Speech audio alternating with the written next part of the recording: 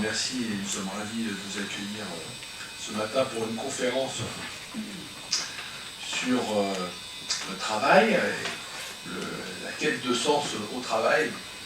C'est vrai qu'on peut quelquefois se poser la question, et il faut bien en trouver un sens, malgré tout, pour se lever le matin et aller faire quelquefois des missions pas toujours faciles.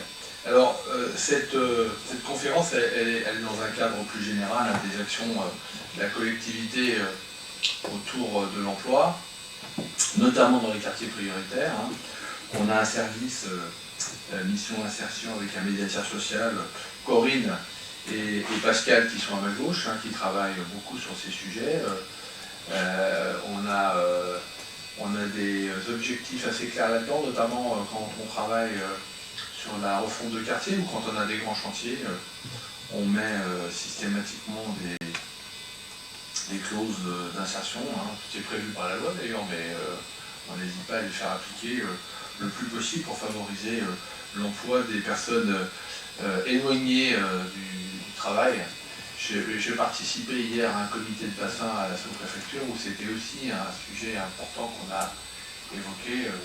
Je ne reconnais pas d'entre vous qui étaient à cette réunion, pourtant il y avait des établissements qui étaient représentés, le Pôle emploi notamment était présent, et puis des organismes de formation. Et je ne suis pas sûr qu'il y ait des personnes dans la salle qui ont été avec moi hier. Mais enfin, vous voyez, c'est un thème qui revient régulièrement dans nos réunions, l'emploi des personnes éloignées. Comme me l'a précisé, et elle a bien fait parce que j'aurais pu en oublier Corinne pour sa petite note, il y a aussi des actions de la collectivité avec des permanences de Pascal dans les quartiers, les petits-déj de l'emploi, les petits-déj de l'emploi, pas les petits-déj, les petits-déj de l'emploi, et puis des réunions régulières qui sont prévues tout au long de l'année. Il y en a eu le 16 juin, le 26 septembre et le 15 septembre, et puis un forum de l'emploi. Mais on peut dire aussi qu'on a fait un job dating pour les jeunes, parce que là on parle de la partie insertion, c'est-à-dire des personnes qui sont éloignées de l'emploi, mais on essaie aussi d'aider les jeunes à trouver des jobs pour l'été, par exemple. À Tanor, c'était, je ne me souviens plus comment ça s'appelle, job d'été, voilà, tout simplement. Donc c'est quand même, enfin c'est pas quand même, c'est une de nos priorités d'arriver à favoriser l'emploi pour les jeunes ou pour les personnes qui en sont le plus éloignées. Et Dieu sait que c'est difficile de remettre le pied à l'étrier quelquefois, quand pendant des mois, des années, malheureusement, on n'a pas trouvé d'emploi ou on a des problèmes personnels récurrents ou temporaires qui font que malheureusement, on ne peut pas accéder à l'emploi. Voilà. Donc, comme vous savez, Madame Soustre, que vous devez connaître, je pense, puisqu'elle est déjà intervenue plusieurs fois sur notre bassin, dans des conférences, elle nous a animé aujourd'hui une conférence sur le travail en quête de sens, avec un point d'interrogation. Voilà. C'est surtout le point d'interrogation qui est intéressant, je pense. En philosophie, c'est toujours important. On se pose beaucoup de questions en philosophie. Parce que, comme vous le savez, Madame Soustre est philosophe. Bon, je vais passer la parole à Corinne qui va vous dire quelques mots pour compléter mon propos. Allez-y, Corinne. Merci. Donc, monsieur le Président. Ah oui, c'est l'aglo, là. Absolument, on est dans le cadre de l'aglo. Quasiment tout dit, je n'ai pas grand-chose à rajouter. Donc, c'est effectivement dans le cadre des actions autour de l'emploi qu'on initie cette conférence, parce que c'est vrai qu'on se rend compte, avec tous les petits déj de l'emploi qu'on fait, les relations qu'on a eues avec les employeurs, du bâtiment, mais aussi, tous les jours on écoute qu'il y a du mal à recruter dans la restauration, dans tous les domaines. En fait, tous les secteurs d'activité sont concernés. Et c'est encore plus important depuis la pandémie. Donc on a vraiment des questions à se poser par rapport au sens du travail. On s'est dit qu'il y a des freins pour les employés, futurs employés, mais aussi peut-être des freins du côté employeur. Donc, en tout cas, il faut vraiment qu'on prenne en compte tout ça. Donc, on a réfléchi, on s'est dit qu'il faut peut-être prendre un petit peu de recul par rapport à ce sujet qui est très important. Donc, quand on sait que, par exemple, ça ne concerne pas que notre bassin, ça concerne toute la France, et voire même tout l'international, parce qu'aux États-Unis, vous avez dû en entendre parler, en 2021, en 6 mois, 26 millions de salariés ont démissionné de leur emploi. on peut quand même se poser des questions. Et Madame Soustre va nous permettre de réfléchir à tout ça parce que on est tous concernés. Demandeurs d'emploi, parents, employeurs, associations d'insertion. Je pense qu'on est tous concernés. Et notre sens, surtout depuis le Covid, on a remis beaucoup de choses en question dans notre petite tête. Et on s'est dit, mais pourquoi on travaille et comment on peut travailler? Je vais laisser la parole à Julie Soustre, qui va, je pense, nous éclairer et nous questionner sur ces questions-là. On peut se mettre comme les élèves. Là-bas. Ça serait bien. Bonjour. D'abord, merci évidemment à Motion Communauté et particulièrement à Pascal Massif et Corinne Maury pour leur invitation. Alors c'est rigolo parce que j'ai déjà fait une conférence qui porte à peu près le même titre il y a quelques années, mais dans un autre cadre, c'était les 6, peut-être, je ne sais pas si vous connaissez, c'est la semaine d'intervention sur la santé mentale en fait. Et du coup, je me suis repenchée sur le sujet et je me suis rendu compte que, je ne sais plus, en plus c'était déjà dans cette salle-là, donc je reprends mes marques, d'avoir des sensations de déjà-vu du coup. Je me suis rendu compte en retravaillant le sujet qu'en fait les choses avaient évolué et alors, je ne sais pas si elles ont évolué dans le bon sens. Du coup, alors déjà c'est un défi quand même pour un philosophe de venir parler du travail. Je ne sais pas si nous on travaille en fait pour de vrai, on en discutera peut-être après. En tout cas, je vais vous dire qu'est-ce que ça devrait être le travail. Deuxième défi, c'est je sens la pression, on n'arrête pas de me dire c'est un sujet fédérateur, c'est un sujet qui intéresse.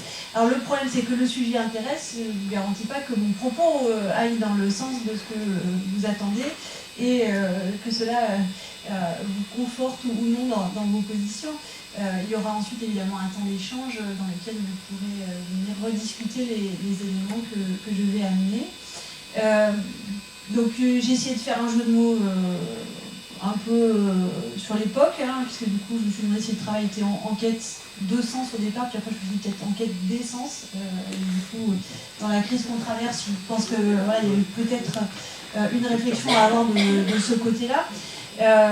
Contrairement à ce qu'on fait d'habitude en philosophie, j'ai choisi de rentrer directement dans le vif du sujet, donc il n'y a pas vraiment d'introduction. Je me suis d'abord demandé le travail en quête de sens, et puis du coup dans le mot sens, il y a d'abord le mot signification, la définition. Donc dès ma première partie, je rentre déjà dans le vif du sujet. Et du coup, alors peut-être la question, je ne sais pas, vous avez les adresses email, je n'ai pas perdu, oui, peut-être s'ils souhaitent récupérer le support, je peux laisser le support à disposition pour éviter les prises de notes, toutes ces citations de philosophes sont souvent assez longues et que peut-être c'est pas forcément le cœur de notre rencontre aujourd'hui. Donc en point de départ, je me suis demandé en fait travailler, parce qu'on dit tout le temps le travail. En fait, le travail, c'est quoi? Et c'est ce que je disais, je me suis demandé, moi, est-ce que je travaille en fait? Est-ce que vraiment ça peut dire que je travaille quand c'est la question qu'on me dit souvent, le philosophe, c'est un métier, ça en fait. Donc, du coup, je me suis d'abord demandé ça, c'est quoi le travail? Et il y a un philosophe qui dit ça, donc il dit on reconnaît le travail quand on le voit. Du coup, comme si le travail c'était un truc en soi, on sait déjà ce que c'est, ça vous saute aux yeux en fait. Et le travail, surtout dans le discours aujourd'hui, c'est une valeur, et une valeur qui serait en déperdition. On dit on perd la valeur travail, les gens ne veulent plus travailler. Du coup, c'est un discours qu'on entend, moi je trouve, beaucoup à l'heure actuelle. Et du coup, je vais peut-être commencer là-dessus. En philosophie, on ne considère pas que le travail soit une valeur. Une valeur, c'est quelque chose qui vaut pour soi, vaut en soi et pour soi. Or, si le travail était une valeur, ça voudrait dire que n'importe quel travail serait quelque chose de bien. Or, je ne crois pas que vous soyez, j'espère pas, en tout cas par exemple pour le travail des enfants. Donc ça veut dire que le travail en soi, et peut-être pas, il y a des critères quand même du travail qui font qu'il y a un certain type de travail qui est bien, un autre peut-être pas. Donc cette valeur travail dont on parle sans arrêt, comme si le travail était bien en soi et pour soi, c'est peut-être déjà le premier truc à réinterroger en fait. Et surtout, alors ça c'est des discussions, vous savez, c'est tout terrible quand on vit avec un ou une philosophe, il y a des gens qui ont cette malchance-là, parce que je prépare mes conférences à la maison évidemment, et donc je pose la question, j'ai demandé à mon ami, voilà, est-ce que tu as choisi ton travail quoi. Oui, ben, j'ai choisi mon travail, voilà, je voulais un travail qui ait du sens, du coup j'ai choisi un métier pour aider les autres et tout ça. Je lui dis, mais tu as vraiment choisi de travailler, c'est-à-dire qu'en fait un jour dans ta vie, tu t'es posé, tu t'es dit, est-ce que je vais travailler ou pas travailler en fait. C'est un impensé, vous voyez, le travail. En fait, depuis tout petit, on pense qu'on va travailler. En fait, on est orienté vers le travail. Vous savez, dans les repas de famille ou les moments quand vos parents racontent des moments gênants, moi, mes parents, ils aiment bien raconter, quand j'étais petite, en primaire, j'avais un amoureux, et on avait déjà planifié plein de choses, en fait. Du coup, moi, je serais chanteuse, c'était mon objectif, c'était mon métier. Et donc, mon amoureux, comment ? Il y a le micro, oui, mais je ne suis pas passée tout à fait à côté. Voilà. Alors après, mon problème déjà, c'était surtout le problème de mes parents, j'étais vraiment fan de Patricia Cass et je n'avais pas du tout la voix qui allait avec, donc du coup, ça, ils ont vécu, je pense, des choses très douloureuses. Et mon amoureux de l'époque, nous avions à peu près 6-7 ans, lui voulait être garagiste. Donc on avait fait nos plans de vie, parce que moi j'aurais, voilà, il y avait les tournées, ça allait être compliqué, donc lui il garderait les enfants. On avait déjà tout planifié. Donc on savait déjà, à 6-7 ans, qu'on travaillerait, dans quel domaine, etc. Alors les plans ont changé ensuite, évidemment. J'ai grandi, j'ai eu des projets, j'ai dit à mes parents que je voulais devenir philosophe, donc ils me disent finalement chanteuse, peut-être c'était bien, c'était plus d'avenir que philosophe. Déjà on s'était projeté là-dedans. Je ne me suis jamais demandé si je travaillerais ou si je ne travaillerais pas en fait. Peut-être ça c'est par contre effectivement la question que posent les jeunes générations, les étudiants que je rencontre aujourd'hui, qui ont 18-19 ans, c'est une question qui se pose. Est-ce que j'ai envie de travailler ? Mais moi, c'est un truc que je n'avais pas interrogé. Peut-être que je ne l'avais même pas interrogé avant de préparer la conférence pour venir vous parler de ça, en fait. C'est une évidence que dans le parcours de vie, toute notre vie est orientée vers ça. Les études, pourquoi on les fait ? Pour le travail, en fait. Le nombre de fois où on m'a dit, on ne fait pas des études parce que ça nous plaît, mais c'est pour avoir un job. Et donc, du coup, les miennes études, elles n'étaient peut-être pas forcément adaptées au marché de l'emploi actuel. Donc, il y a une espèce d'impensé. C'est quelque chose qui va de soi au travail. Premier point, c'est pas si évident que ça, parce que cette notion-là, vous savez qu'elle est très récente. Le travail tel qu'on le pense aujourd'hui, les théoriciens disent à peu près 17e siècle, en fait. Donc c'est assez récent, et surtout ça s'est développé évidemment avec la révolution industrielle. Donc le travail, cette valeur travail, elle est liée notamment au salariat, en fait. C'est vraiment ça qui va développer l'attachement qu'on a au travail. Du coup, elle est liée aussi à un autre objectif derrière. Et donc, ça veut dire quoi ?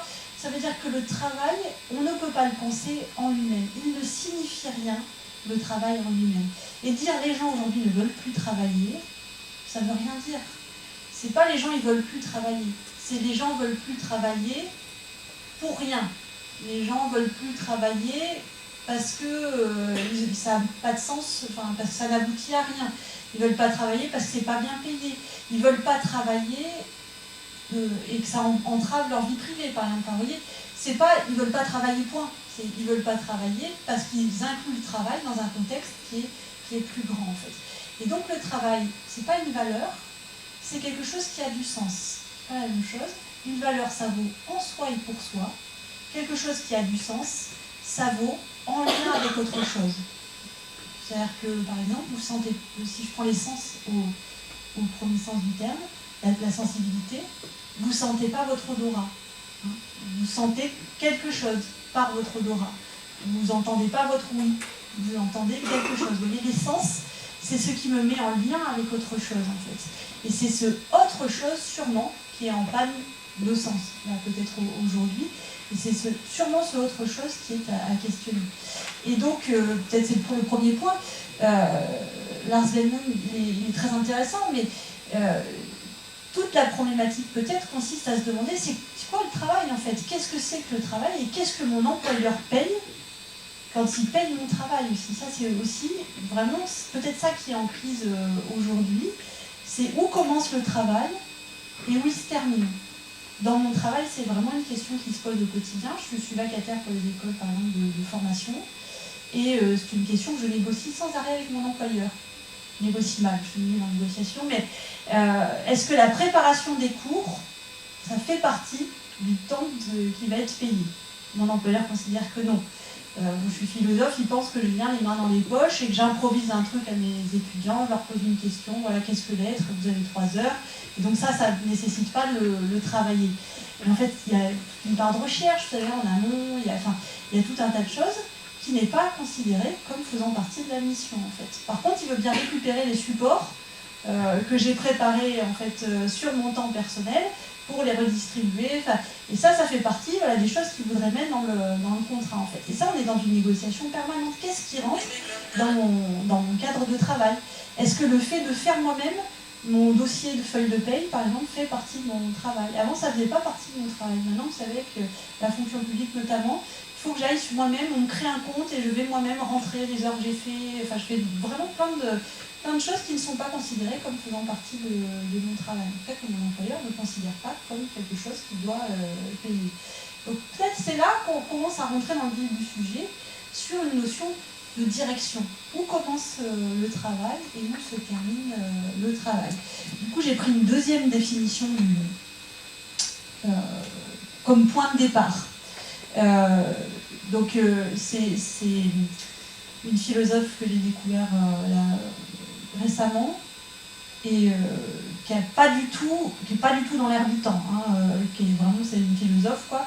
Et elle dit l'objectif ce serait travailler moins pour vivre mieux et non pas de redonner le goût aux gens à aller travailler. Elle dit c'est pas du tout ça, c'est de l'arnaque. Ce qu'il faut, c'est travailler moins pour avoir une meilleure qualité de vie. Donc tout l'objectif de son ouvrage, c'est ça. Et par contre, j'ai choisi la définition qu'elle donne, qu'elle prend à quelqu'un d'autre qui s'appelle Jim Graver, et qui dit « Le travail est une activité de production effectuée par un agent en raison d'une commande d'un tiers qui bénéficie de ses résultats et sans laquelle l'action n'aurait pas été effectuée. » Voilà globalement ce que moi j'entendrais par travail quand je parlerai, parce que en fait, ça peut être plein de choses le travail, mais aujourd'hui quand je vous parlerai du travail, c'est ça que j'entends. Je fais quelque chose, ce quelque chose peut-être que je l'aime, et je vous souhaite d'aimer votre travail, en fait. Ça, Jim Graver, il ne le met pas de côté. Mais n'empêche que même si vous l'aimez, vous le faites parce que quelqu'un d'autre vous l'a demandé. Et c'est ce qui fait que des fois, même quand vous aimez beaucoup votre travail, ça vous conduit à devoir faire des choses que vous aimez pas forcément dans ce travail-là. C'est une discussion que j'avais avec un de mes étudiants qui aime beaucoup la musique et qui disait j'ai hésité à faire ça comme job. Il dit le problème c'est que du coup c'est ma passion et que j'ai peur que si j'en fais mon travail, comme ce sera d'autres gens qui me demanderont de faire des choses, ça me coupe le goût que j'ai pour ma passion. Donc je préfère ne pas choisir un métier passionnel en fait. Parce que c'est pas toujours facile de devoir travailler pour quelqu'un qui vous demande de faire ce travail-là. En fait. On adore la philosophie, mais n'empêche que je travaille en fonction d'une commande. Et donc il y a des choses, des conférences ou des choses, des ouvrages que je lis, et c'est mon plaisir aussi, parce qu'on m'a demandé de travailler sur un sujet en fait, et que je n'aurais jamais lu si on m'avait pas sollicité sur ce terrain-là. Donc c'est une commande qui vient de l'extérieur. C'est peut-être ça qui en fait quelque chose de chouette du travail, qui fait qu'on voudrait lui donner une valeur morale, c'est que du coup le travail me met directement en lien avec autrui. C'est-à-dire que par le travail, je rencontre l'autre en fait. C'est parce que l'autre me sollicite qu'on va rentrer en société, etc. Et donc ça va être tous les mécanismes d'échange, et c'est ça qui fait que peut-être on est gêné par le refus de travail qu'on constate aujourd'hui en disant voilà, c'est que les gens ne veulent plus, ils sont égoïstes. Ça c'est la deuxième conclusion, les gens ne veulent plus travailler, donc ils sont égoïstes. Pourquoi? Parce que le travail, c'est ce qui me met en lien, des fois au service de l'autre, et donc c'est ce qui me permettrait d'acquérir une forme, alors au-delà du sens de l'effort, qu'on aime bien, mais qui est plutôt un héritage judéo-chrétien quand même de la notion de travail, la rencontre de l'autre en fait. Cette rencontre de l'autre, elle peut se faire de plein de façons différentes. Et donc, ça sera le premier temps de ma réflexion. C'est donc le travail, une question de sens. Comment est-ce que ça nous met en lien avec l'autre?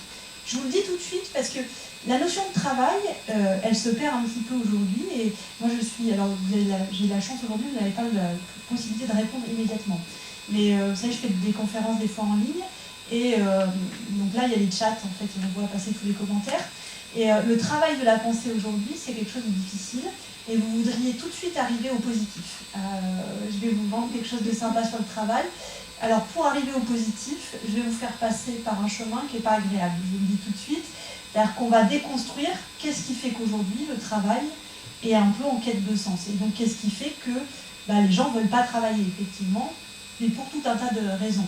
Donc, il va falloir qu'on dise que le travail, c'est pas toujours sympathique. Mais, je proposerai, ça faisait partie du programme, j'avais promis une petite partie positive ensuite, pour dire comment est-ce qu'on pourrait faire différemment, peut-être, pour que ce soit plus agréable, en fait. Donc, premier temps, le temps désagréable. Pourquoi travaillons-nous et pourquoi est-ce qu'aujourd'hui, ça c'est en panne de sens, d'essence. Donc, c'est le premier temps, hein, une rencontre. Le travail et le ou les sens.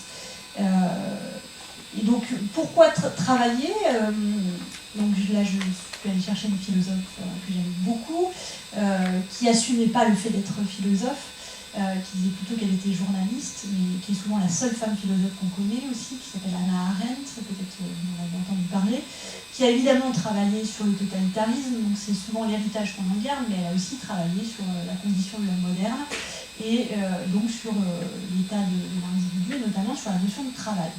Et d'après Hannah Arendt, en fait, nous avons 3 façons de rentrer en interaction avec autrui. 3 façons de décliner, finalement, cette présentation qui est faite.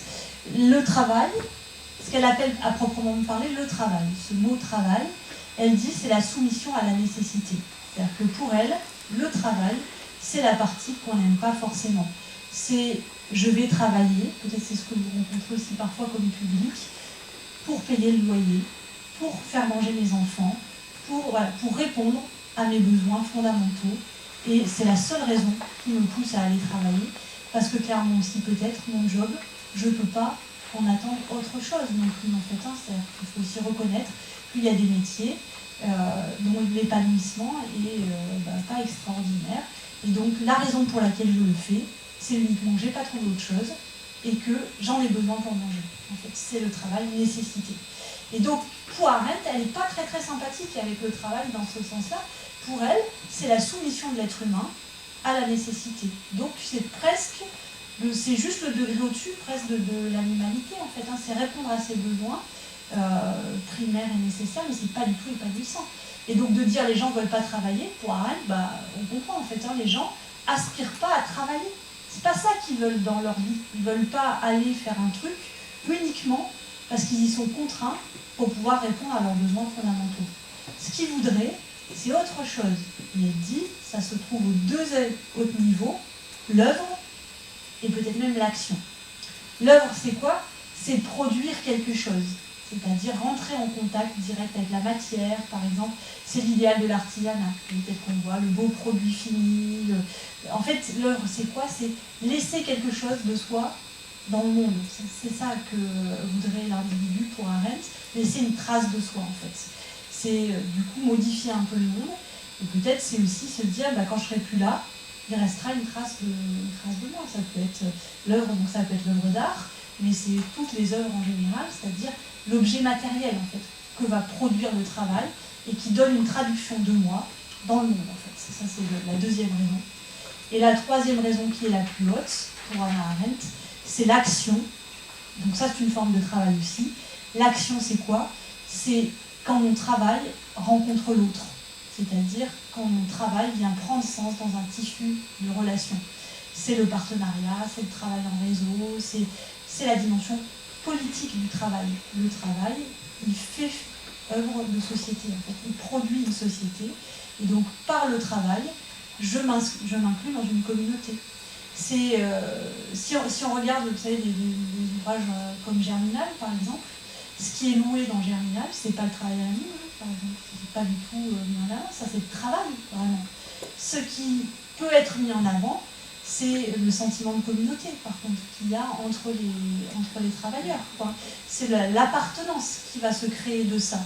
Mais s'ils pouvaient avoir le même résultat sans le travail à la nuit, on s'en passerait largement en fait. Donc du coup que les gens ne veuillent pas travailler au sens d'Arendt, c'est une évidence. Donc, personne d'entre nous ne souhaite travailler. On préférerait plutôt faire œuvre ou faire action en fait, c'est-à-dire aller à un stade du dessus en fait. Donc ça va être le premier point.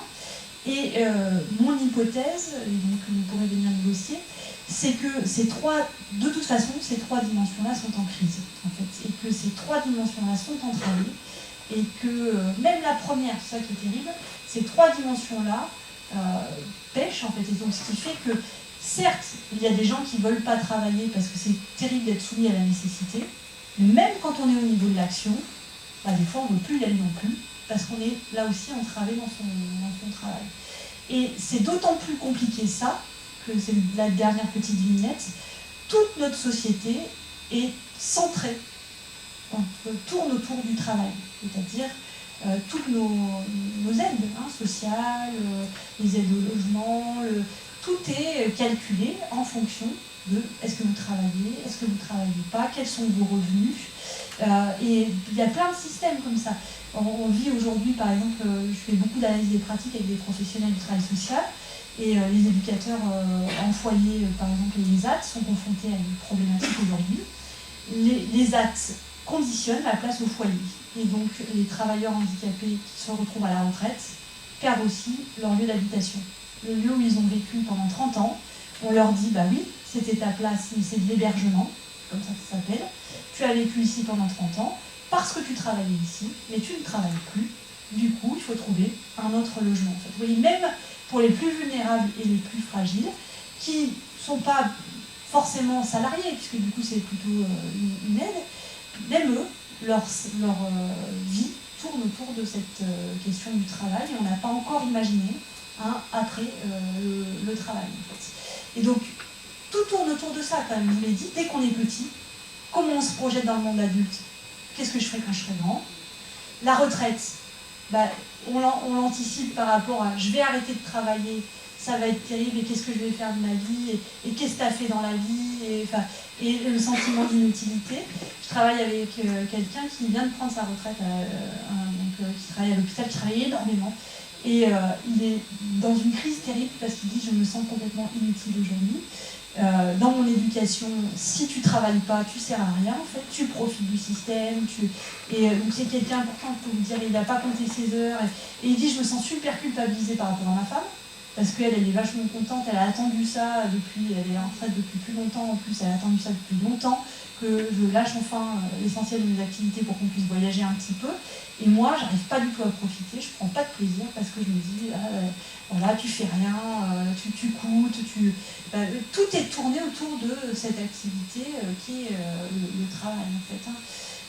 Donc, ça va être la première problématique, parce que, et je pense que c'est à ça que vous êtes sûrement confrontés dans votre métier, c'est que c'est très compliqué de faire tourner l'existence humaine autour de quelque chose qui fonctionne plus forcément très bien, en fait. C'est-à-dire quand ça marchait bien, quand ça donnait un sens à l'existence, quand les gens adhéraient, mais maintenant que ça marche moins bien, on a plus de mal à faire accrocher les gens.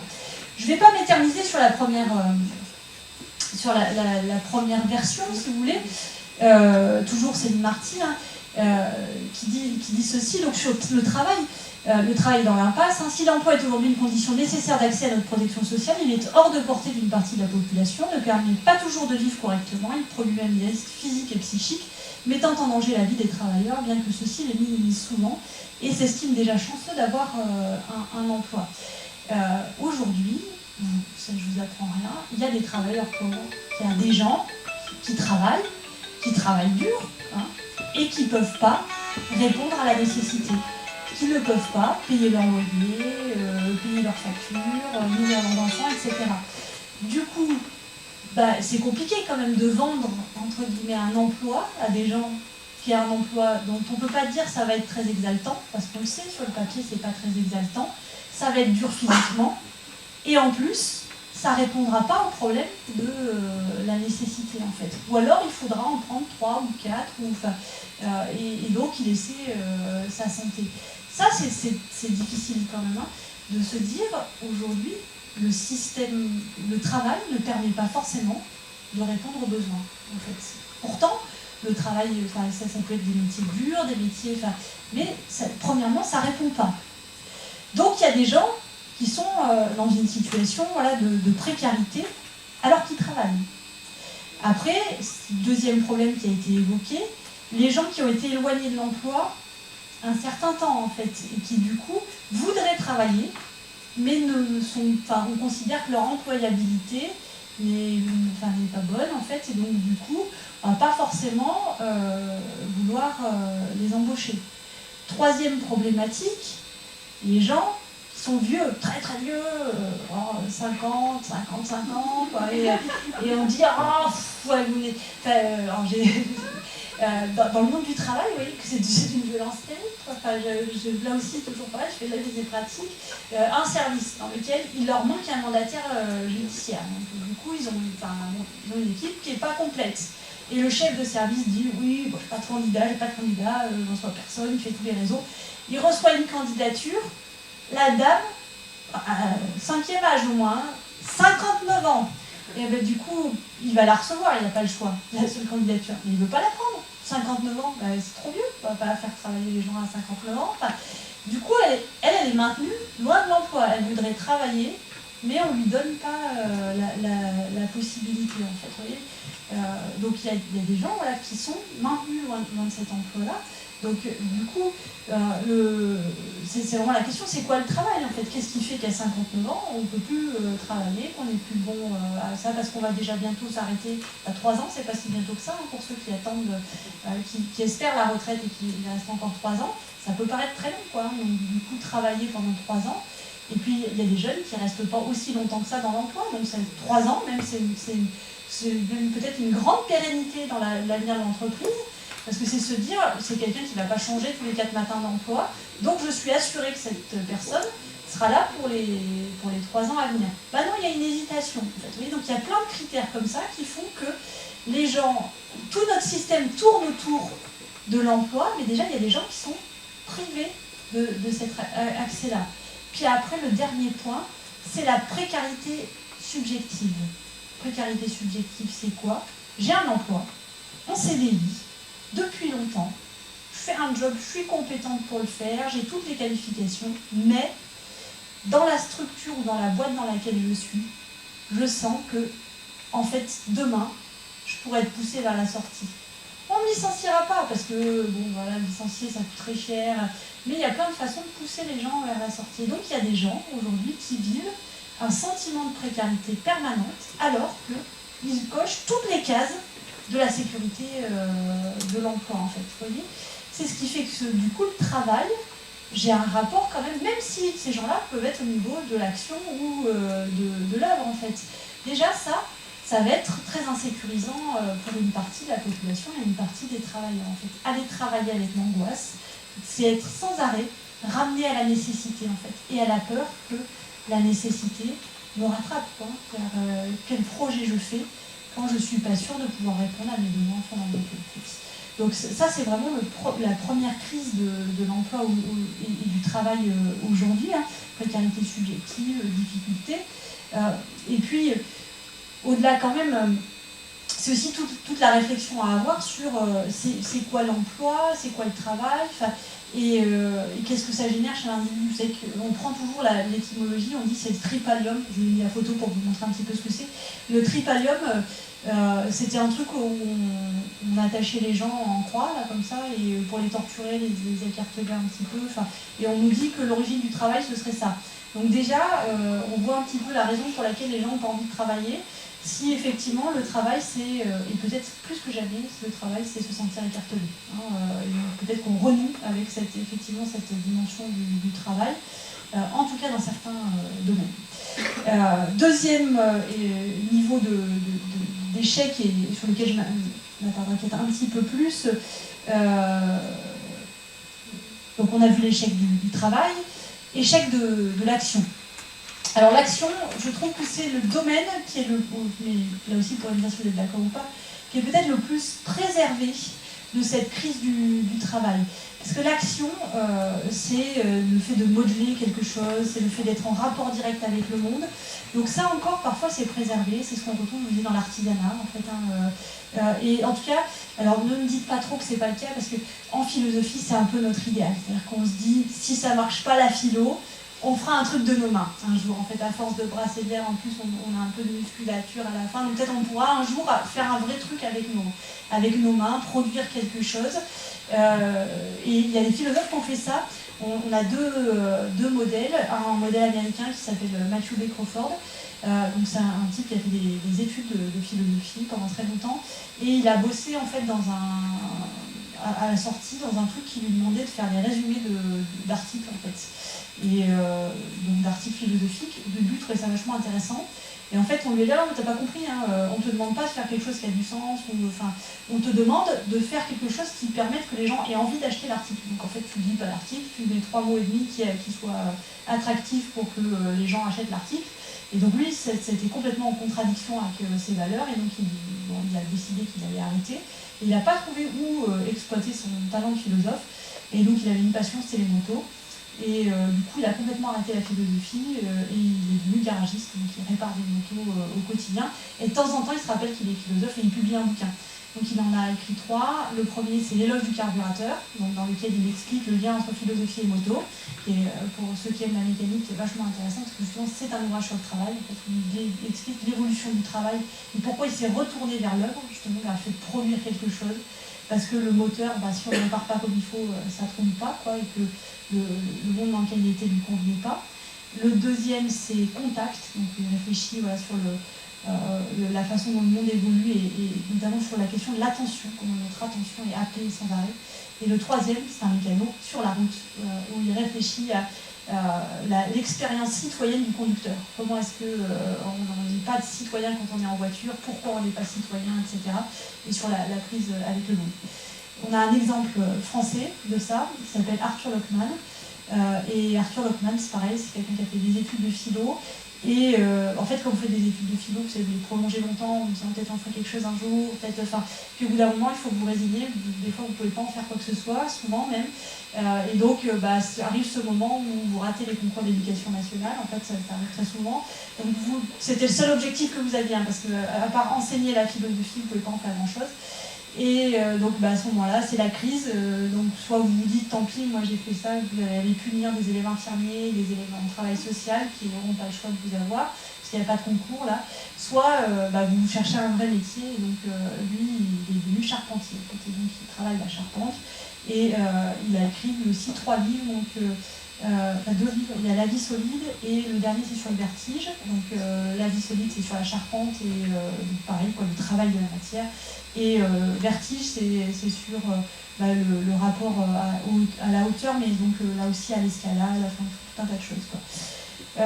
Pourquoi je vous raconte ça? Parce que c'est Arthur Lockman qui dit ça. S'il y a une satisfaction qui relève de l'orgueil à contempler son ouvrage, ce n'est pas une fierté de soi, mais de son travail, c'est-à-dire quelque chose qui est hors de soi. Réaliser un tel ouvrage qui réponde à des critères de qualité objectifs, cela permet de sortir de soi, de s'oublier derrière son ouvrage. Cette extériorité offre un rapport plus objectif aux défauts, aux imperfections. Les critiques du résultat sont moins perçues comme des attaques directes que comme des incitations à la correction des erreurs. C'est pour ça que c'est un domaine qui attire encore beaucoup. C'est que dans l'œuvre, je produis un truc qui est extérieur à moi et dont je peux critiquer le travail, mais sans me critiquer moi, dont je peux voir les défauts, les améliorer, sans forcément me remettre en question directement. Je ne suis pas directement impliquée dans mon œuvre, en fait. C'est moi qui les produis. Mais Lockman dit, l'œuvre, elle vous apprend beaucoup l'humilité. C'est-à-dire que la charpente, par exemple, c'est vous qui l'avez produit, mais pas tout à fait. Parce que la charpente, en fait, le bois, il se travaille pas, tous les bois ne se travaillent pas de la même façon, tous les bois n'auront pas n'importe quelle forme à la fin, etc. Et donc vous devez faire preuve d'humilité quand vous êtes un travailleur de la charpente, parce que c'est le bois qui vous dirige plus que vous qui dirigez le bois. Et donc dans la projection de cette œuvre-là, il y a un petit bout de vous, mais il y a aussi la rencontre, en fait, la vraie rencontre avec le monde, avec la solidité du monde. Donc l'œuvre, c'est vraiment quelque chose qui sauve un peu le travail. Et peut-être les gens qui sont aujourd'hui le plus fiers de leur travail encore sont ceux qui peuvent justement vous proposer des produits finis qu'ils ont fait de leurs mains et qu'ils présentent. ou c'est votre travail de jardinage le week-end, ou votre gâteau, ou là donc on peut produire quelque chose et dire c'est très chouette. Ça aujourd'hui c'est beaucoup en crise par le changement des métiers. C'est-à-dire qu'il y a de moins en moins ces métiers-là, de la production de l'œuvre, et de plus en plus les métiers qu'on propose sont des métiers où l'œuvre, c'est moi. C'est moi, l'œuvre que je produis. D'ailleurs, moi, c'est mon métier. Je suis auto-entrepreneur. Je m'auto-entreprends régulièrement. Et donc, c'est ça, je suis mon propre produit. Être auto-entrepreneur, c'est ça. C'est être entrepreneur de soi. Et donc, l'essentiel du job aujourd'hui, c'est de se produire soi-même. C'est là-dessus que vous êtes évalué, comme sur la façon dont vous allez vous produire et sur le résultat final. J'ai bossé dans la grande distribution, c'était le cœur des évaluations. Est-ce que tu es souriante? Est-ce que tu es... C'est pas mon travail qui est évalué, hein. C'est pas... alors si, il y a quand même la vitesse à laquelle je vais passer les articles vite, mais c'est tout le relationnel. Est-ce que je suis souriante? Est-ce que je suis avenante? Est-ce que je suis bien polie, etc. Et donc, il y a une dimension très subjective, en fait. Ce qui affole énormément le travail social aujourd'hui, avec la refonte des conventions, vous savez, les conventions 66, c'est ça, 51, qui vont donc fusionner en une seule, et avec la question du Ségur aussi qui arrive pour le travail social et le médico-social, et avec un effet pervers derrière qui consiste à dire que la rémunération, au lieu d'être sur une grille conventionnelle, comme elle était aujourd'hui, elle sera au mérite. C'est-à-dire, en fait, il y aura une marge de manœuvre individuelle du chef de service pour pouvoir attribuer un échelon, par un échelon, etc., une prime. Et donc, il y a une part de... il va falloir que je me produise encore plus, parce que mon salaire ne dépendra pas de ma fonction, de ma compétence ou mais de l'évaluation que l'autre va en faire. Du coup, de comment je vais me produire dans le monde, quoi, de ce résultat-là. Et c'est pas l'écart entre moi et l'œuvre qui va permettre de savoir quel est mon métier, mais c'est bien qui je suis qui va être évalué, en fait. Et ça, cette crise de l'œuvre, c'est une angoisse extrêmement profonde, en fait, qui fait que aujourd'hui, le métier et le travail, est vraiment en crise de sens, en fait. Et là, je vais rentrer peut-être dans des choses qui vous touchent un petit peu plus. Ça, c'est notamment augmenté par deux problématiques. Première problématique, tous les métiers aujourd'hui, il y a un sociologue, philosophe qui s'appelle Mathieu Thier qui a fait un bouquin assez court là-dessus qui s'appelle Flux et qui le dit assez bien, tous les métiers aujourd'hui sont gérés en termes de flux.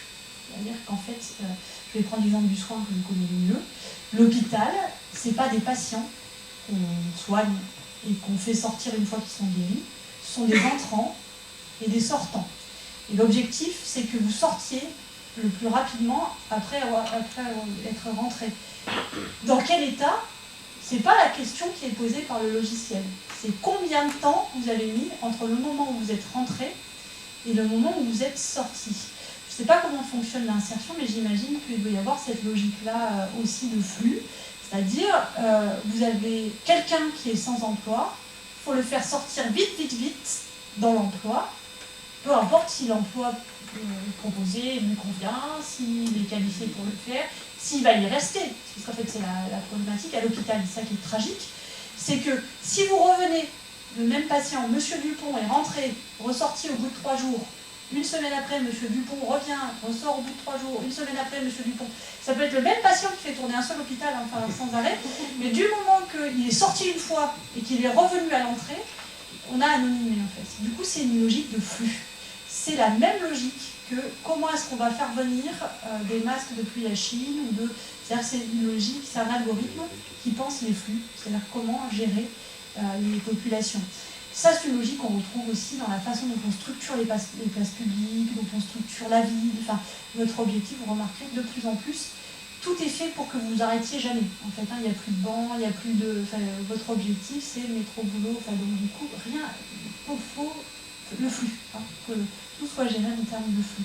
Donc quand vous faites vos courses, vous êtes un flux qui doit passer en caisse. Dans les transports, vous êtes un flux à évacuer, etc. Donc toute votre vie est organisée en termes de flux. Et le travail, c'est exactement la même chose. C'est du flux. Vous gérez des flux en permanence, en fait. Dans la formation, c'est la même chose. On rentre des gens, Et on doit sortir des gens, en fait. Hein. Est-ce qu'ils sont compétents sur le terrain après? C'est pas la question qu'on nous pose. Quoi. On nous dit, l'objectif, tu as rentré 40 étudiants, c'est sortir le plus possible. Peut-être pas les 40, mais le plus possible. Donc, mais moi, ça n'a pas de sens pour moi, en fait, de gérer des flux. Moi, c'est pas des flux. Parce que si je prends l'exemple du soignant, que ça épuise, parce que les soignants, ils sont très très épuisés. Pourquoi ils sont épuisés? Parce que le soignant, lui, il sait que c'est M. Dupont. Et qu'il n'en peut plus de voir revenir M. Dupont toutes les semaines et de faire sortir M. Dupont en sachant qu'il n'est pas soigné, qu'il n'est pas guéri, et que du coup, M. Dupont va revenir dans 3 jours. Et que là, il était au bout de le soigner. Il restait 3 jours. S'il l'avait gardé 3 jours de plus, M. Dupont ne serait plus jamais revenu. Mais quand il va revenir dans une semaine, M. Dupont, son état sera complètement dégradé. Et tout ce que le soignant avait fait sera à refaire. J'imagine que dans l'insertion, c'est la même chose. Si vous faites sortir la personne dans un job qui n'est pas fait pour elle, vous allez la mettre en échec. Du coup, quand elle va revenir, tout le travail qui avait été fait pour la mettre en confiance au départ, pour lui dire mais si, on va vous ramener à l'emploi, on va... Bah, du coup, ce travail-là, il est à refaire. Et au bout d'un moment, bah, vous vous épuisez en fait. Et on ne sait plus qui doit soigner qui. En fait. À l'hôpital, c'est un peu ça. Des fois, on se demande qui doit soigner qui. Est-ce que c'est le patient qui réconforte le soignant qui n'en peut plus de ce travail-là, en fait, de flux, quoi. Première difficulté du travail, le flux. Et le problème du flux aussi, c'est que c'est un éternel recommencement. Vous êtes Sisyphe avec votre rocher, vous savez, Sisyphe, c'est ce mec que les dieux ont puni. Il doit pousser un rocher tout en haut d'une colline, mais il n'y a rien pour le caler. Vol de la gravité, hein, le rocher retombe tous les jours, en fait. Il refait ça tous les jours. Ça, c'est la gestion des dossiers. Tous les jours, vous avez les dossiers qui reviennent. Les mails, c'est vrai, hein, dans le travail, c'est ça. C'est un flux permanent. Vous avez répondu. Et en fait, dans la demi-heure qui suit, le flux est de nouveau là, quoi. Comme si c'était à refaire ça, sans arrêt. Donc, première difficulté, le flux. Deuxième difficulté, c'est qu'on ne vous laisse pas gérer le flux comme ça. Ce serait de la torture et de la barbarie. Du coup, on vous donne des outils pour gérer le flux, des documents, des outils. Moi, celui que je préfère, c'est la démarche qualité, parce que du coup, si on ne l'avait pas fait, vous n'auriez pas fait de la qualité. Du coup, on a mis la démarche qualité pour que vous fassiez de la qualité dans votre travail. Et donc, il y a un philosophe contemporain qui s'appelle François Julien, et qui dit ça, c'est typiquement la pensée européenne, par rapport à la pensée chinoise, par exemple, qui est très différente. Nous, on a un rapport au monde. Au lieu de dire le monde décide, c'est-à-dire le réel, quoi, décide, et nous on s'appuie sur le réel, l'être humain occidental, il est un petit peu plus dit, je vais plier le monde, hein, Descartes, devenir comme maître et possesseur de la nature. C'était comme, hein, tout était dans le comme, on l'a pas retenu. Donc c'est devenir maître et possesseur de la nature, on se dit, je vais plier la nature à ma volonté, en fait, je vais lui faire exactement ce que je veux, ce qu'on appelle l'ère de l'anthropocène. Je vais lui faire produire autant de ressources que je veux pour produire autant d'électricité que je veux. Enfin, je vais la forcer à faire... On voit que ça ne marche pas si bien que ça, quoi. On ne maîtrise pas toujours. Dans le monde du travail, on appelle ça la planification. Peut-être vous avez une planification. La planification, c'est quoi? C'est demain, tu vas faire ça. Et donc, vous avez une planification de ce que vous allez faire. Un plan. Sauf que le plan ne marche pas, en fait. C'est-à-dire que demain, vous allez recevoir, moi je ne sais pas, 10 personnes. Ça, c'est dans l'idéal. Et il n'y a pas de trou pour que, si jamais il y avait une 11e qui se présentait, ou si... Et donc, en fait, vos journées sont planifiées comme ça, mais le réel, il n'est jamais comme ça. Parce que vous arrivez au bureau, votre emploi du temps est plein, et à peine vous avez passé la porte, il y a déjà une urgence à gérer, c'est-à-dire quelqu'un, c'était pas prévu, il faut répondre au téléphone, un rendez-vous qui ne viendra pas de toute façon parce que voilà, il y a eu un souci, et votre journée, c'est intéressant de faire au bout d'une semaine le bilan entre ce que vous avez planifié et ce qui s'est réellement passé en fait. Souvent ça n'a rien à voir. Ce que dit Julien, qui est très intéressant là-dessus, c'est qu'en fait on se complique la tâche, on se crée des difficultés parce qu'on veut gérer l'incertitude, la peur de risque. On ne veut pas qu'il y ait de risque, qu'il n'y ait pas de choses qui... Du coup, on se dit, je vais faire rentrer le réel dans des cases. Et il va rentrer dans des cases, du coup, il n'y aura pas d'incertitude. Et plus je veux virer l'incertitude, plus elle revient. Parce que plus, en fait, l'autre est ingérable, quoi. Ça peut-être aussi, vous avez le devoir de faire rentrer les gens que vous accompagnez dans des cases. Et je vous rappelle, c'est pas philosophique, mais déjà le Père Noël est une ordure, vous avez donné la leçon. Hein, c'est ça dépend, ça dépasse. Hein. Josette, elle veut faire rentrer, mais c'est la vérité. On lui demande, tu réponds par oui ou par non. Vous savez, elle a écrit, ça dépend. Et Christian Clavier lui dit, bah oui, ça dépend, ça dépasse, quoi. Mais oui, c'est qu'est-ce que je me dis depuis une heure. Ça, c'est exactement ça. Les gens que vous accompagnez sont souvent plus normaux que vous. Parce qu'en fait, quand on leur demande de choisir, je pense dans le travail social, par exemple, on leur demande, est-ce que les gens sont autonomes? Et ils doivent dire oui ou dire non. En fait, ça dépend des jours, quoi. Il y a des jours où ils le font, il y a des jours où ils ne le sont pas, il y a des jours où ils le sont plus.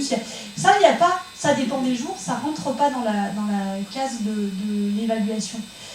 Du coup, pour des gens qui ne sont pas dans le travail, c'est-à-dire dans le travail de la nécessité, qui pourraient avoir un job très beau, très chouette, je pense au care, les gens qui font du soin, par exemple, hein, vous savez, qui prennent soin des gens, en fait, qui prennent soin, ça pourrait être très chouette, aller à la rencontre dans un EHPAD, par exemple, mais aller à la rencontre des patients. Le problème, c'est que je n'y vais pas à la rencontre des patients, j'ai un planning à suivre, j'ai 10 toilettes à faire dans la matinée qui m'est présentée, ou 20 toilettes, et du coup, je ne supporte pas l'imprévu. Je ne peux pas accueillir l'autre, parce que l'autre, il va me retarder dans ce qui était prévu. Et je serai évaluée sur quoi? Pas sur la réalité du terrain, je suis évaluée sur ce qu'on attendait de moi, et qui n'est pas en accord avec ce qui a été planifié. Et même des fois, on sait que ça ne sera pas possible. Je pense aux directeurs d'EHPAD qui sont aujourd'hui dans une crise terrible, parce qu'ils sont très stigmatisés par Orpea, mais en fait, il y a des directeurs très chouettes, hein, qui ne pensent pas que à s'en mettre plein les poches, et qui disent, mais nous, on a rencontré le conseil départemental, en fait, pour leur dire, le financement, il y a l'inflation, du coup, on ne peut pas financer l'accompagnement avec les moyens qui nous sont donnés. Et le conseil départemental dit, nous, on n'a pas les sous pour vous donner plus, donc en fait, on ne vous donnera pas plus. Mais par contre, on vous enverra quelqu'un pour venir voir si vous faites votre travail correctement et s'il n'y a pas de la maltraitance dans nos structures. Et ils disent, mais c'est terrible, parce qu'on leur a dit, on ne peut pas faire le travail correctement, en fait, on n'a pas les sous pour. Oui, mais on viendra quand même vérifier au cas où si vous le faites bien, en fait. Vous voyez, le côté pervers, c'est ça, c'est qu'en fait, la tâche est impossible, mais on viendra quand même vérifier si votre tâche a été bien faite. La pression pour le travailleur. Et du coup, un matin, je ne veux plus aller au travail, parce qu'en fait, c'est une contradiction permanente entre ce que je voudrais faire, ce que j'aime terriblement, parce que quand c'est fait, un soignant, quand il a fait son soin, que le patient est bien, qu'est-ce que c'est chouette, mais je ne peux plus le faire. Et du coup, même pire encore, c'est ça qui est terrible pour nos soignants, je fais du mal. C'est que dans mon intention de bien faire, si je fais une toilette en 10 minutes, je maltraite le résident. Donc tous les matins, je me lève avec l'envie de très bien faire, avec des outils qui ne me le permettent pas, et du coup, le soir, je me couche avec la culpabilité d'avoir fait du mal à l'autre en plus, quoi. Et du coup, ça met en péril de quoi? Le troisième niveau, c'est-à-dire le niveau de l'action. Oulala, en termes de timing, je vous le dis tout de suite, on n'est pas bon du tout, donc il va falloir que j'accélère un petit peu. En termes de planification, moi j'ai beaucoup de mal avec la planning. Crawford, dont je vous parlais, il dit ça, hein, lorsque l'activité n'est gouvernée par aucune tâche concrète, c'est par un bien autonome visible aux yeux de tous, les rapports sociaux dans l'entreprise sont dépourvus de base solide. Le problème aujourd'hui, c'est comme je suis ma propre production, qu'on va être évalué là-dessus, et que c'est quoi l'objectif commun à la fin? Vous voyez, c'est ça qui est perdu des fois, c'est quoi l'objectif commun? Les soignants, ils ne savent même plus. Parce qu'en fait, ça, pour avoir un objectif commun, il faut du commun. C'est-à-dire que pour que vous ayez un objectif commun, il ne suffit pas de travailler dans un même lieu. Il faut d'abord s'être mis d'accord, est-ce qu'on a bien le même objectif tous ensemble? Comme on n'a plus cet objectif-là, en fait, on ne sait plus pourquoi on travaille, ça va dans tous les sens. Mais vraiment, à tous les niveaux, c'est comme ça, c'est-à-dire que, en fait, on va avoir un projet, mais on ne va peut-être pas forcément aller au bout du projet. Et le pire de ça, c'est qu'on ne sait pas qui a la vision d'ensemble. Je reprends mon exemple de directeur d'EHPAD. Quand j'en discute avec eux, je leur dis, mais en fait, directeur, c'est vous qui donnez la direction. C'est pas comme ça que ça marche. Je croyais que dans le titre, que les mots voulaient dire quelque chose, et que donc le directeur, il dit où est-ce qu'on va, quoi. Mais eux, ils ne savent pas. Ils disent, mais en fait, c'est pas nous, c'est les financeurs, et donc à la fin, on ne sait plus qui mène le bateau. C'est terrible, hein, par contre, d'être dans un bateau où on ne sait plus qui est le capitaine. On sait déjà avec le Titanic que même quand il y a un capitaine, ça peut avoir des effets désastreux. Il suffit qu'il n'ait pas vu l'iceberg en pleine nuit. Mais quand on ne sait pas qui c'est le capitaine, et même s'il y en a un, comment est-ce que je fais mon travail en fait si je ne suis pas sûre? Où est-ce qu'on m'emmène? Et du coup, il semblerait aujourd'hui que il y a une difficulté, même dans l'Antiquité grecque, ils n'avaient pas voulu aller jusque-là. Les Grecs, ils divisent deux pouvoirs. Il y a les moires ou les parques, vous savez, qui tissent le destin. Et elles le coupent. Là, il y en a une qui tisse et l'autre qui coupe. Donc, ont un pouvoir sur le destin. Mais elles sont aveugles. C'est-à-dire qu'elles ne le voient pas. Et puis, donc elles n'ont pas la prévision. Donc elles ont le pouvoir sur l'action, mais elles n'ont pas la visualisation en amont. Et puis il y a les dieux qui eux voient, ils ont la vision, mais ils n'ont pas de pouvoir sur le destin en fait. C'est une séparation des pouvoirs. Aujourd'hui, visiblement c'est cumulé, mais je ne sais pas chez qui en fait. C'est les mêmes qui savent où on va et qui vous disent comment y aller. Le problème c'est que en termes de discussion, on ne sait pas forcément qui est cet interlocuteur, parce que quand on en discute à tous les échelons de l'entreprise, tout le monde dit, mais en fait, voilà, moi j'ai une pression qui vient d'en haut, j'ai une pression qui vient d'en haut, et en fait on est tous salariés, même le directeur. Et donc à la fin, qui prend cette décision-là? Alors, est-ce que c'est l'État, est-ce que c'est la politique, vous voyez, cette question-là, elle biaise évidemment la question du travail, elle fait perdre le commun. Et ça va se retrouver dans les relations dans l'entreprise en fait. C'est une crise extrêmement grave des relations dans l'entreprise. Une crise qu'on a retrouvée, une crise sociétale déjà premièrement, parce que, alors Céline Marty, elle est très dure, elle dit qu'on est en train de développer une société des serviteurs, carrément, avec deux strates du social, quoi, avec tout le métier de service qui s'est développé, et, donc qui crée de l'emploi, et c'est une bonne nouvelle pour vous parce qu'il y a de l'insertion possible, mais est-ce que c'est de l'insertion enviable?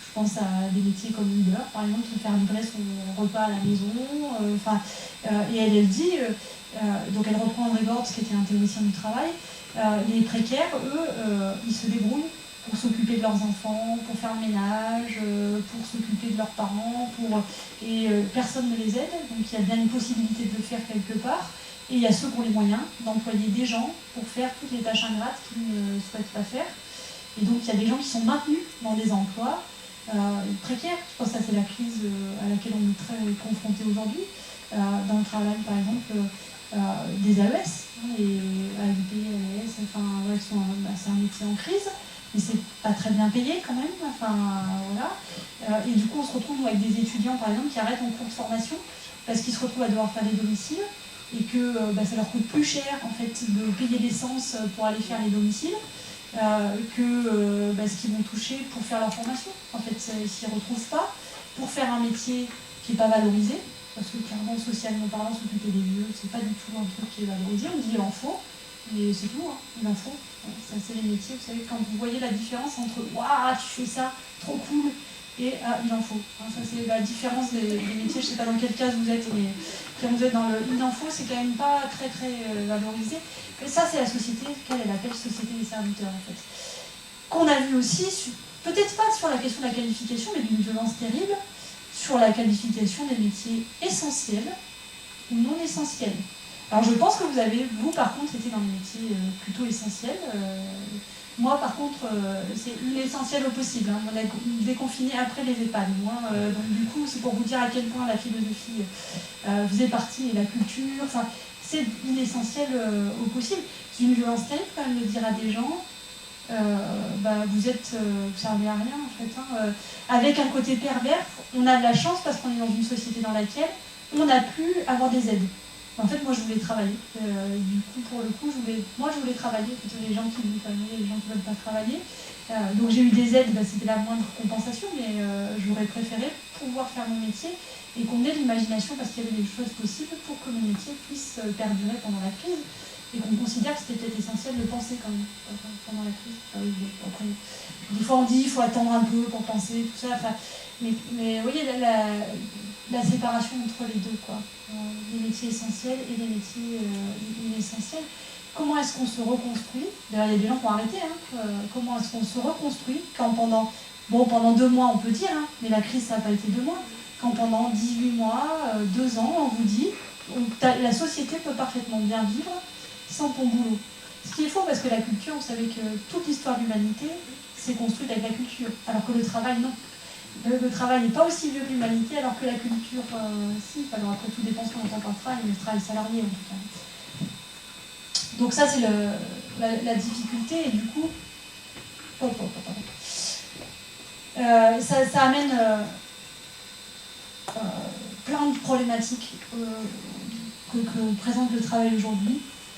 Donc il y a un philosophe que j'aime beaucoup, qui est un philosophe contemporain, qui s'appelle Guillaume Leblanc, et qui a fait beaucoup de travaux sur l'immigration, avec son épouse. Ils travaillent beaucoup ensemble. C'est un couple de philosophes, comme ça, ils travaillent à la maison.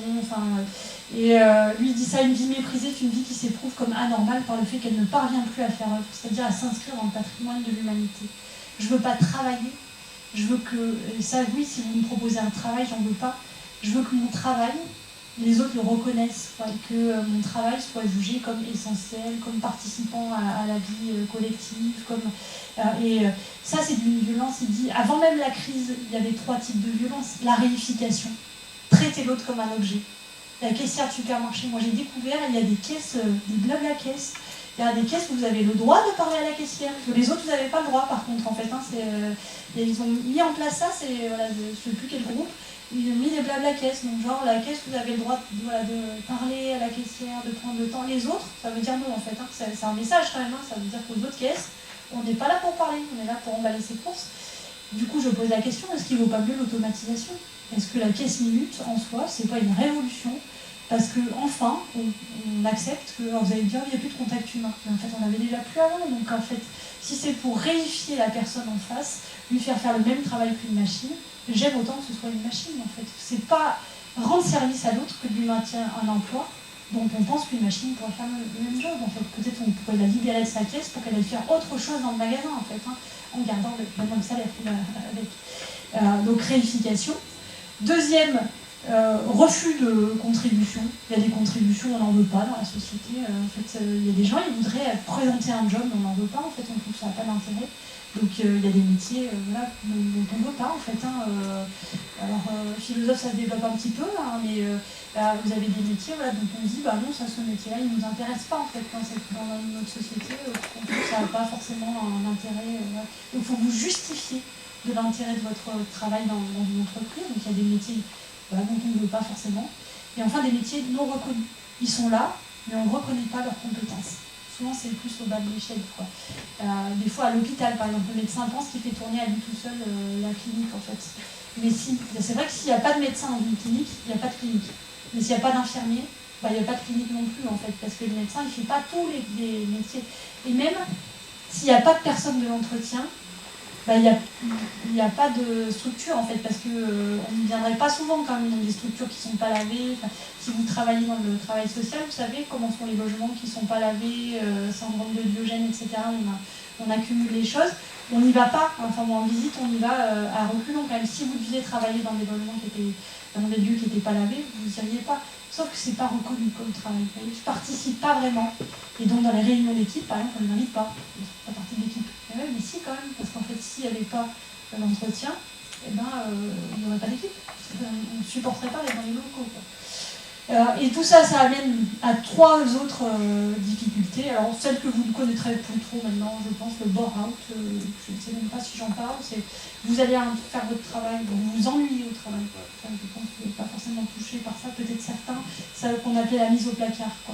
Vous avez un travail, mais rien dedans. Donc ça, c'était une violence terrible. On a trouvé d'autres trucs pour remplacer, donc c'était ce qu'on appelle le bore-out.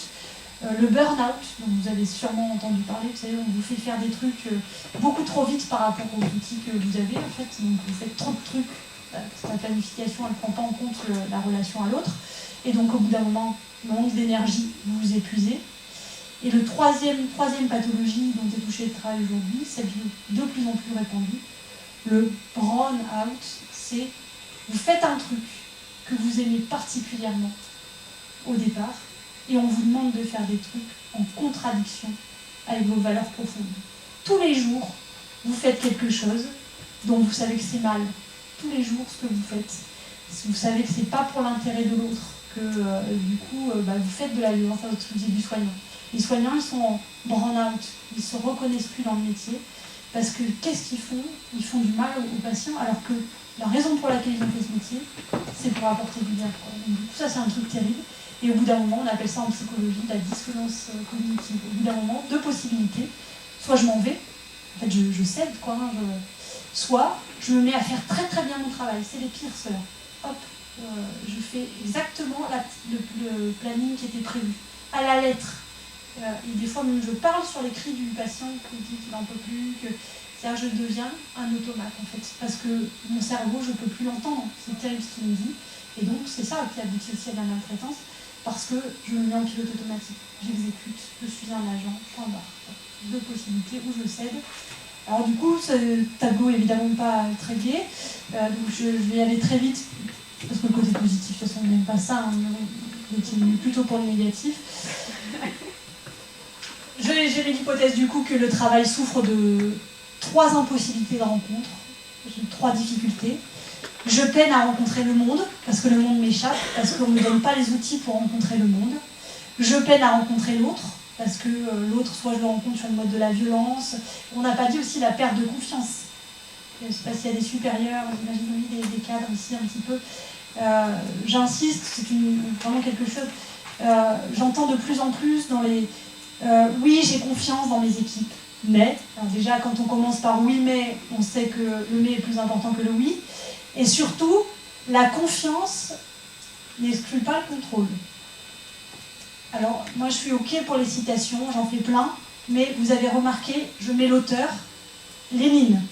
La confiance n'exclut pas le contrôle. Du coup, si vous me dites, comme dit Lénine, la confiance n'exclut pas le contrôle, je sais dans quelle structure je bosse. Du coup, bon ben voilà, j'entends, hein, et on peut citer aussi d'autres charmants démocrates, en fait, et dire, voilà, comme ça annonce la politique de la structure. Si je cite pas Lénine, c'est évidemment, ça induit des choses quand même, quoi. Il faut savoir, quand on cite Lénine, qu'on cite Lénine, quoi. C'est quand même important, quoi. Ça évite tout malentendu, quand même. Si la confiance exclut le contrôle. Or, aujourd'hui, la confiance est très difficile dans les structures, en fait. Ça, on peine, quoi. Du coup, voilà, comment est-ce qu'on pourrait faire? Alors, je me suis dit, c'est une question d'éthique. Il s'agit de travailler les 3 niveaux, soit l'autre, le monde, en fait, hein, et donc d'essayer de voir comment est-ce qu'on peut travailler 3 questions. Donc, c'est plutôt des questions que je vous pose. Donc, vous récupérez évidemment le support. Première question, soit. Qu'est-ce que c'est que, comment est-ce que le soi peut retravailler, et donc travailler avec les gens que vous accompagnez, cette question du soi. Prendre plaisir à une activité, c'est s'engager à fond dans cette activité, et cette forme d'absorption repose sur une attention aiguë, opiniâtre, à l'égard de ce qui rend la dite activité bonne ou digne d'être poursuivie. C'est se reconcentrer sur, justement, c'est quoi le sens du monde, à quoi ça sert. Et donc c'est arriver à valoriser ça. C'est pas il faut un job, parce que ça n'a aucun intérêt, c'est pourquoi est-ce qu'il faut un job, quel est l'intérêt de ce job, en quoi il est important ce job, et qu'est-ce qu'il apporte. Et ça, c'est tout le travail que vous pouvez faire, vous, en tant que professionnel, ce que l'on appelle le Sisyphe heureux, à la fin de la journée, avant de laisser retomber votre pierre, avant de savoir que demain, il faudra la remonter. Retournez-vous et regardez tout le chemin parcouru aujourd'hui. Qu'est-ce que vous avez fait aujourd'hui? Et des fois, vous avez fait plein de choses quand même, quoi. Et vous ne le voyez même plus. Vous voyez même plus tout ce que vous faites et ce que vous avez apporté aux gens. Qu'est-ce que vous avez amené, voilà, positivement aux gens. Et il y a quand même des choses, quoi, même si on a pointé le négatif. Du coup, Sisyphe heureux. Et les gens que vous accompagnez, c'est pareil. Oui, ok, sur le papier, vous avez le sentiment que. Mais regardez aussi tout ce que ça apporte, ce travail-là, en fait, l'intérêt de ce travail. Pour que je voie de l'intérêt à mon travail, pour que je sois absorbée pleinement dans ma tâche, il faut que je sois compétent dans ce que je fais. S'il n'y a pas de compétence, on a perdu complètement ça. Vous pouvez faire n'importe quoi aujourd'hui en étant n'importe qui, et ça c'est on peut dire, il fait vraiment n'importe quoi. Enfin, c'est un comique qui fait ça, là, c'est en faisant n'importe quoi qu'on devient n'importe qui. Et du coup, il fait n'importe quoi, il fait Mario Kart dans la vie. Du coup, pour faire un métier, il faut que j'ai des compétences quand même. Il faut que j'ai quelque chose à quoi m'en accrocher. En fait, sinon on fait de la pousse n'importe quoi, n'importe comment. Enfin, du coup, ça veut dire de la formation, ça veut dire axer sur cette formation. Comme ça, mais vous avez un bagage quand même, vous avez des compétences, même sans parler d'un bagage forcément scolaire, quoi. Vous avez des compétences manuelles, vous avez des compétences, et ces compétences, elles sont chouettes, elles sont importantes, elles contribuent à la vie de la société. Donc c'est reconnaître ces compétences-là et défendre ces compétences. dans mon métier, je ne peux pas accepter le glissement de tâches, par exemple, parce que je n'ai pas les compétences pour faire le travail du voisin. Je n'ai pas appris ça, moi, en fait. Comment je vais faire ça? Sinon, ça aboutit à n'importe quoi. Vraiment, hein, il y a des structures, je pense à un femme qui est médicalisé, où ils n'arrivent pas à recruter. Du coup, c'est la même personne qui fait l'entretien des locaux et l'entretien des résidents. Hein. Bon, c'est l'entretien, quoi, hein, c'est du lavage, c'est à peu près la même chose. Bon, ben, ça a amené de la maltraitance, sans surprise, hein, évidemment. Mais si vous pensez qu'on peut faire, c'est la même chose de faire et l'entretien des locaux et technicien de surface, par exemple, comme ça fait rigoler des fois, mais et ça fait beaucoup moins rigoler à l'heure actuelle. Il y a un philosophe justement qui explique ça, il a été technicien de surface pour payer ses études, et il dit, mais j'ai compris ce que ça veut dire technicien de surface, il bossait dans l'agroalimentaire. Il dit, au début, je nettoyais le sol, puis après, en fait, j'ai commencé à nettoyer la chaîne alimentaire, en fait. Et après, en fait, il a fallu que j'apprenne à démonter les machines. Parce qu'en fait, la nourriture, elle est dans les machines, donc il faut nettoyer les machines. Et après, c'est mieux pour le travail à la chaîne, apprendre à remonter la machine aussi, en fait. Donc c'est un technicien, parce qu'en fait, il est technicien de certaines surfaces. C'est technique. Ça, il dit, il m'a fallu 3 ans pour l'apprendre, en fait. Je ne peux pas faire une mission à tel endroit, une autre à tel autre. Parce qu'en fait, du coup, c'est le problème de l'hôpital, par exemple. On pense qu'un soignant, il peut être sur n'importe quel service du pôle. Mais non, en fait, parce que chaque service a son fonctionnement particulier. Du coup, souci de soi, c'est moi, est-ce que je suis à la bonne place? Déjà, c'est ça, en fait. C'est pas, il faut un travail. C'est est-ce que ce travail va révéler mes compétences et pas me mettre plus en difficulté, parce que c'est ça qui m'éloignera le plus de l'emploi aussi, en fait. Donc, du coup, ça, c'est le premier point, être conscient de ça. Et puis, ça veut dire aussi assumer ses responsabilités. Si j'ai des compétences, je vais répondre de mon action. On voudrait tous les fuir, nos responsabilités. Mais la vie, c'est de l'imprévu. Il y aura des risques. Et plus vous êtes avec des personnes vulnérables, plus il y aura des responsabilités, plus il faudra en répondre. C'est une question à se poser. Si j'en veux pas, c'est une discussion qu'on avait hier avec les étudiants infirmiers. Ils disaient, en fait, quand j'étais aide-soignant, j'avais moins de responsabilités, c'était un peu plus facile, quoi. Là, de se dire, demain je suis peut-être infirmière, ça va être dur parce qu'il faudra que je réponde. Mais en même temps, je l'ai voulu. Il y avait 3 ans, ce parcours-là, je l'ai voulu. Du coup, les compétences, si je suis sûre de mes compétences, je sais aussi de quoi je réponds. Ça veut dire aussi qu'il ne faut pas confondre la faute et l'erreur. J'ai le droit de me tromper. L'erreur est humaine. C'est ça le dicton. Bon, la suite, c'est la reproduire et diabolique. Donc, du coup, vous avez le droit de faire une fois, mais pas 2. La faute et l'erreur, on confond tout maintenant. Je peux faire une erreur et apprendre en fait de mes erreurs. Vous voyez, mais si j'ai déjà pas la compétence, je ne peux pas assumer la responsabilité. Je commence par la compétence pour pouvoir assumer les responsabilités de ma situation. Du coup, si je veux que les gens soient responsables sur le terrain, il faut que je m'assure qu'ils aient quand même cette compétence. Ça ne suffit pas d'être motivé pour travailler. Ce serait tellement chouette, mais ce n'est pas suffisant en fait. Donc ça, c'est vraiment le niveau qui est important. Et puis, il n'y a pas de honte à hiérarchiser son rapport au travail en fonction d'autre chose. On a tous des gros cailloux, vous savez, c'est la théorie des gros cailloux. Là, c'est un enseignant qui vient, il a un vase vide, et puis il dit, est-ce que ce vase est vide? Oui, le vase est vide. Et puis il met les gros cailloux, est-ce que ce vase est plein? Oui, le vase est plein. Et non, en fait, parce qu'il est venu très chargé ce matin-là avec un camion benne, il est venu avec des graviers, il met les graviers dans le vase, est-ce que le vase est plein? Les étudiants, ils hésitent un peu. Et non, parce qu'il est venu avec un sac de sable, donc du coup, il met le sac de sable, et là, est-ce qu'il est plein? Ils sentent qu'il y a quand même le truc.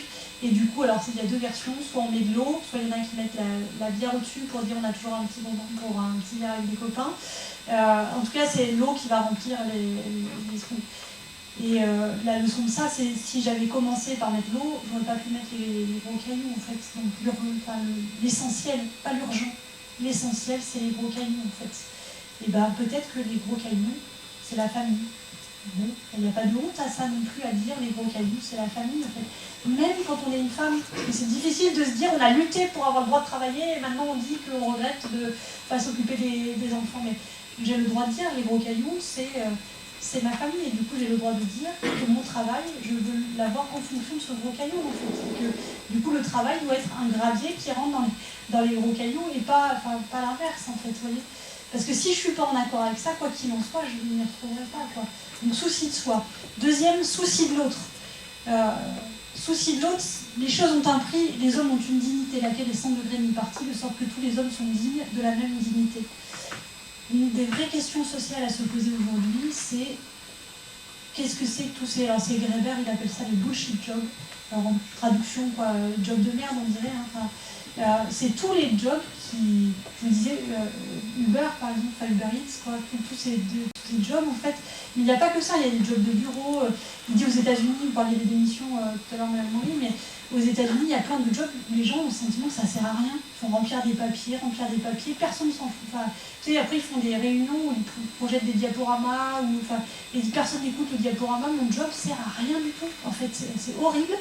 Et donc, c'est un job plutôt bien payé, pas la question, hein, plutôt reconnu, peut-être même sur le papier, mais qui sert à rien du tout, en fait. Mon travail ne sert à rien. Et la crise Covid, elle a mis ça en lumière, quoi. Souci de l'autre. Est-ce que, quand je traite l'autre comme une ressource humaine, on dit moi maintenant, mais quand même, c'est une ressource humaine, les ressources humaines, la gestion des ressources humaines, est-ce que je le traite comme une fin en soi, ou est-ce que je le traite comme un moyen? En fait, vous voyez, c'est comme un moyen d'obtenir une fin. Et en philosophie, on nous dit l'autre doit toujours être la fin, pas le moyen. Quand je me fais livrer par l'autre un repas, c'est uniquement un moyen. C'est pas une fin, vraiment, en soi, en fait, hein, parce que j'ai faim, mais c'est pas une fin en soi. Il n'est pas une fin dans mon action. Enfin, ça, c'est une réflexion à avoir. C'est, voilà, on nous dit beaucoup aujourd'hui que c'est la loi de l'offre et la demande. Ben, s'il n'y a plus de demande, il n'y aura pas besoin qu'il y ait d'offres. C'est bien aussi que nous sommes en demande de ça. Quoi. Et c'est aussi une réflexion de est-ce que je ne peux pas me passer de l'autre? Finalement, est-ce que je ne peux pas le faire par moi-même? Est-ce que j'ai besoin de déléguer ça? Et c'est vraiment dans les structures aussi à réfléchir. Quand je délègue ça aux collègues, est-ce que je ne me débarrasse pas du truc qui ne m'intéresse pas pour lui refiler, voilà, et puis ça me débrouillera. C'est comment je traite l'autre? Ça, c'est une vraie question à se poser pour donner du sens au travail. Et puis, c'est souci de l'autre, il faut se rencontrer. Ça, c'est le travail en réseau, c'est les petits déj de l'emploi, c'est tous ces temps-là où vous vous rencontrez. Parce que pour cesser de fantasmer l'autre, il faut que je le rencontre en vrai. Quoi. Sinon, c'est tout le truc, c'est encore mal, c'est encore le service machin. De toute façon, ils font que nous envoyer des trucs, alors là, tout le temps, dès qu'ils se sortent pas d'une situation, ils nous l'envoient. Mais de toute façon, ou eux, ils font jamais rien dans le service truc, alors ça c'est la planque, hein, le service truc. C'est autre chose de rencontrer le service truc et de voir qu'ils sont noyés jusque-là, qu'ils n'en peuvent plus parce qu'il y a 12 absences, que donc ils en ont ras la casquette aussi. Mais rencontrer l'autre. C'est comme avec les gens qu'on accompagne. Les gens, ils veulent plus travailler. Ils veulent pas travailler. Ça, c'est facile de dire ça. De toute façon, les gens, ils préfèrent être assistés. Mais c'est autre chose de rencontrer la personne, vraiment assistée dans ton bureau, comment elle vit, comment est-ce qu'elle bouffe ses fins de mois, et de dire, est-ce que ça fait rêver de vivre au RSA? Moi personnellement je préfère rester philosophe quand même, mais après peut-être qu'il y en a qui se satisfont de vivre au RSA, mais il faut y vivre quand même il faut rencontrer l'autre, ses difficultés, des gens qui profitent du système, il y en a partout, hein, mais à tous les niveaux. Rencontrer l'autre, c'est créer aussi quelque chose de l'entre, de l'échange, et c'est construire quelque chose, c'est amener du positif. Ces temps-là, ils font partie du travail en fait. On n'a pas le temps de détailler les trois autres temps, mais ils sont assez importants. Et enfin, le dernier point, c'est le souci de l'institution. Alors l'institution, c'est celle dans laquelle vous travaillez, mais c'est l'institution dans laquelle on vit, c'est-à-dire la société qui est la nôtre. C'est un choix politique, cette question du travail aujourd'hui. C'est une philosophe qui s'appelle Flora Bernard qui a travaillé sur Arendt et qui dit ce qui fait vraiment advenir l'homme en tant que tel, c'est l'action. C'est ce que nous faisons pour contribuer à une humanité plus riche, pour exprimer notre identité et contribuer à un monde commun. L'action est l'activité par laquelle les hommes se rencontrent vraiment parce qu'ils ont quelque chose à construire ensemble. C'est une vraie éthique du travail à se poser. Après la crise, on a entendu, déjà c'était intéressant, il faut que la consommation reprenne pour créer de l'emploi. Donc il faut qu'on consomme plus pour qu'il y ait plus de gens qui travaillent. Mais est-ce que c'est une fin en soi, vraiment, peut-être que les gens travaillent plus, en fait, et surtout, quel type d'emploi? Encore une fois, en fait, il y a des choix de société à faire, et l'histoire de l'offre et de la demande, c'est un large leurre, de dire on répond à une demande. Vous êtes bien placé, je pense, pour savoir qu'il y a une logique de subvention d'État très forte, et qu'en fait, c'est l'État, beaucoup, qui décide quels sont les secteurs qui vont pouvoir se déployer, et quels sont les secteurs auxquels on ne donnera pas de financement en fait. Donc les entreprises privées, elles ont aussi des aides pour s'installer sur certains terrains, des aides pour des reclassements, des aides... Enfin, et donc c'est bien l'État qui fixe une politique, alors peut-être pas l'État, peut-être l'Europe, peut-être, mais en tout cas c'est une question de politique. En fait, le monde du travail tel qu'il se présente aujourd'hui, et les emplois que vous avez à proposer en fait, c'est des financements, et on le voit bien. Il y a des secteurs, l'aide à la personne, dans lesquels il y a beaucoup de demandes. Et on attendait beaucoup de la loi grand âge, qui n'a pas eu lieu. Et peut-être là, le prochain mandat, mais enfin, qui a été complètement laissé de côté. Qui aurait pu donner des financements à ce secteur-là, par exemple, pour réévaluer les salaires des gens qui accompagnent les personnes au domicile, etc. Ça n'a pas eu lieu. Des financements, du coup, il y en a aussi ailleurs. Donc il y a une responsabilité citoyenne. Et donc, parce qu'il fallait quand même que je pousse jusqu'au bout Céline Marty que je vous avais présentée. Elle va évidemment bien plus loin. Elle dit « Décentrer le travail de nos vies n'implique pas de ne rien faire de nos journées, mais de ne plus rendre de compte sur ce que nous faisons quotidiennement aux institutions capitalistes et étatiques.